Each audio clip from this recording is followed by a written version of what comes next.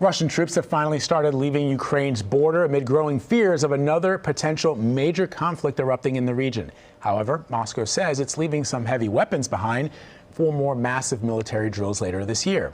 Tensions between the two countries have remained increasingly high after Russia seized Ukraine's Crimea Peninsula in 2014 and continued to support Russian separatists across the region. The U.S. welcomed the move but demanded Moscow follow through with concrete actions. Well, we have heard Russia's announcement, its announcement that it would begin withdrawing troops from the border of Ukraine. As I said, we've heard words. I think what we'll be looking for is action.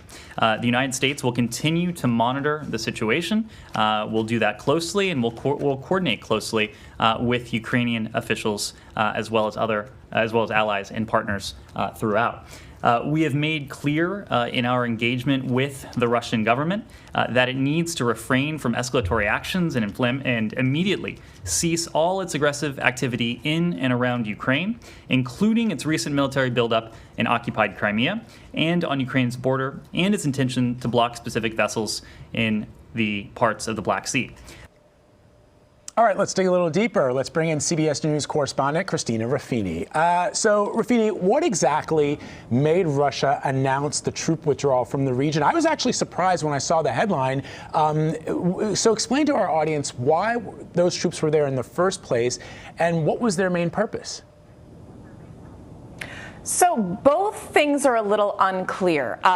The Russians said that, the Russians have occupied this part of Ukraine and they've held it for a while now. And they said they have the right to move their forces in and out of the area that they control, in and out of what they consider their territory, as much as they like. They said these were military exercises. They were free to do it as long as they stayed on their side of things, and everybody else could just kind of leave them alone.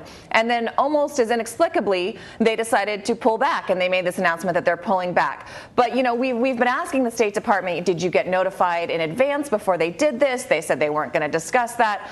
You have to assume that there are back-channel communications going on, considering all the other heightened tensions going on with Russia, right? The Biden administration put these sweeping sanctions on Russia, including kicking out 10 Russian officials from the U.S. The Russians reciprocated by sanctioning a bunch of American officials, kicking out 10 Americans, and they went further, saying that Russian local employees can no longer work at the embassy. As you know, Vlad, around the world, American embassies have diplomats, they have foreign service officers, and then they also hire locally, and that's really important because who knows the country better than people who live there? So they advise, they help do administrative work, and they're a key part of the workforce. Yesterday we asked what the ramifications of that would be. The State Department said it likely would impact their workforce. It would impact personnel, but they haven't received that official notice from the Russians yet when those people have to stop working, if they have to stop working.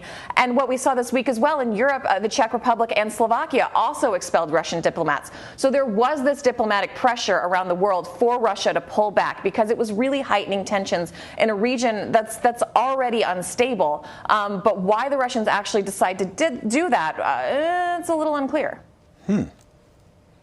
Yeah, I think this has been sort of a fascinating dance. I call it a dance, I guess, that Russia's been doing.